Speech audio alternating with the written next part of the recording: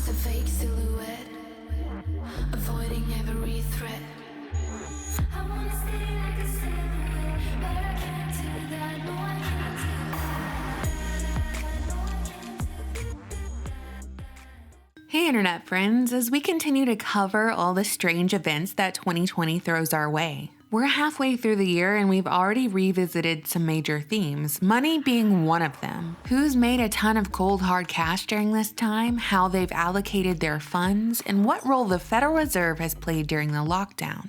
But one aspect we haven't covered is how 2020 has affected the finances and purchasing power of the average individual. So today I want to talk about a recent coin shortage that we've seen popping up across the states. How media outlets have moved to debunk rumors of a cashless future. And most importantly, I want to answer the question, who benefits the most from a cashless society? And spoiler alert, it isn't me or you.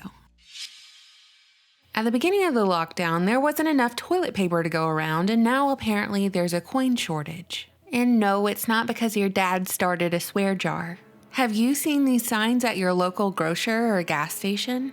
For months, the media has been encouraging consumers and retailers not to deal in cash due to the contaminated nature of dollar bills and coins. That $5 bill you just used to pay for your one allocated bag of rice could have been stuffed between a stripper's coconuts for all you know. So how dare you risk the transmission by paying for goods and services in cash in the midst of a pandemic?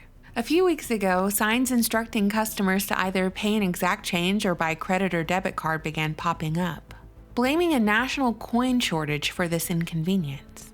Even Kroger grocery stores announced they would no longer be giving coins back as change to customers. And this news left a lot of folks wondering, what in tarnation? A pandemic, riots, protests, and then a coin shortage? What's going on here?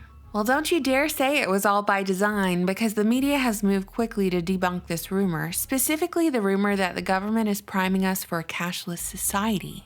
This is how the media has explained the coin shortage. Basically, the US Mint has slowed production of coins because of the virus. With people avoiding vending machines, laundromats, and car washes, less coins are in circulation. Typically, businesses deposit that money to banks. Banks make shipments to the Federal Reserve, and the Federal Reserve redistributes that money based on need. At least that's how we're told it works. In return, a vast array of businesses rely on banks to supply them with the change they need for customers. In fact, for the last few months, money velocity, or the rate at which cash is moving through the US economy, is at a historic low. Now, as recently as this week, bankers, retailers, and even the US Mint are asking people around the nation to empty their coin jars to help restore the supply of spare change in the economy. The situation is getting a little hairy because banks have not been able to keep a minimum supply of cash on hand for customers. So let's say you wanted to go withdraw a large sum of cash for reasons that are absolutely no one else's business besides your own. Right now, would banks have enough money on hand to pay out what they owe you? How long would it take that money to come in? And what if an event took place that drove a lot of people to go withdraw a large sum of money at once?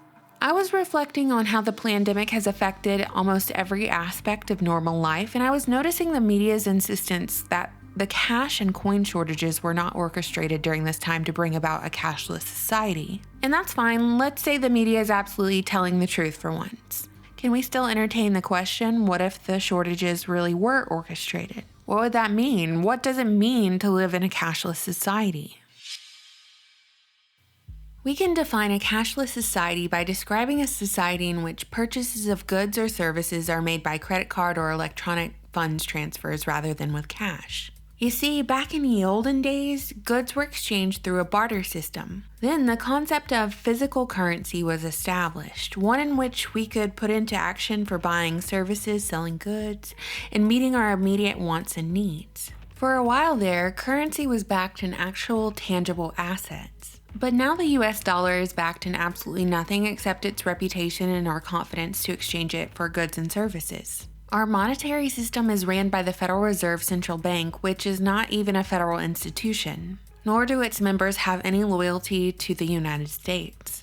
Big banks that toe the line of the Federal Reserve have been pushing for a cashless society for a while, stating that going cashless is more convenient, making for faster transactions. easier currency exchanges while traveling, lower crime rates, as well as the elimination of money laundering and tax evasion because there's always a paper trail. It's beneficial for banks too because everyone would be forced to use a bank. Meanwhile, they would be able to eliminate actual human beings working for banks, as well as costs from handling and storing large amounts of cash. Of course, credit card companies would also love a cashless society because they benefit from every transaction.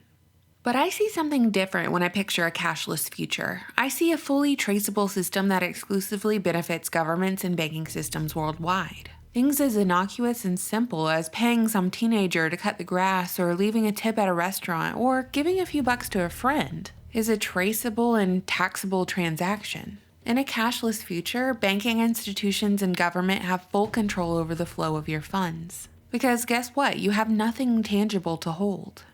In the event of pandemic or economic crash, it's within the realm of possibility that the institutions that rule over your funds could easily lock or freeze them. Because, again, you have no control. Let's take it a step further and say you have dissident opinions that the government catches wind of, or you refuse something like a vaccination, or you didn't pay enough taxes. How long till your assets are frozen in the click of a button? Boop, delete that, you're poor. Just like now, if the bank has control of your cash, the bank has control of you. For the last decade, cash usage has been on the decline, but the pandemic accelerated things a bit. And well, let's be fair here, that's not the only thing the pandemic has accelerated. Relations with China seem pretty tense now too, and China might just be ahead of the game in the cashless dystopia of our future. Right now, China is experimenting with their own currency in an effort towards technological superiority with central banking digital currency. With China moving forward with digital currency, this has put renewed pressure on the United States in the race towards the Great Financial Reset. On July 22, 2020, a former chair of the Commodity Futures Trading Commission introduced the digital dollar to the U.S. Senate Committee on Banking, Housing, and Urban Affairs, arguing that it could future-proof the greenback and put it in league with similar offerings from China. Whether the coin shortage is an orchestrated event or organic happening, there's no doubt it's getting taken advantage of to push towards a cashless society. And who does a cashless society benefit? It benefits banks, credit card companies, big tech, and government. I know I harp on billionaires and the Federal Reserve a lot on this channel, but when it comes down to the average individual, I am by no means anti-money. Like I told you before, I'm just a realist. I see the game in front of me and it's Babylon debt slavery. A system that seeks to enslave anyone and everyone through usury, wage slavery, and monetary control. The endless hamster wheel. What's the way out of the system? You have to rid yourself of any and all debt and secure tangible and hard assets. So how do you do that? Well, you either need to be born rich or have parents with enough foresight to teach you the reality of this world so you never end up on the hamster wheel. But most people are on the hamster wheel, and getting off of it requires paying off their debt so they can finally rest, enjoy their friends, family, and God's green earth. The average person needs money to do this. But I think we can certainly say with confidence at this point that the dollar is imploding. It's not meant to recover under our current monetary system. Sure, maybe it will stagnate for a while and the implosion will be slow, but right now, we're witnessing gold and crypto surge as the pandemic drags on with no end in sight, and US-China tensions heat up. So it'll be interesting to see how the Great Financial Reset plays out. What do you think, internet friends? You know I always look forward to reading your comments. Thank you so much for watching, subscribing, and supporting my channel on Patreon. Bye!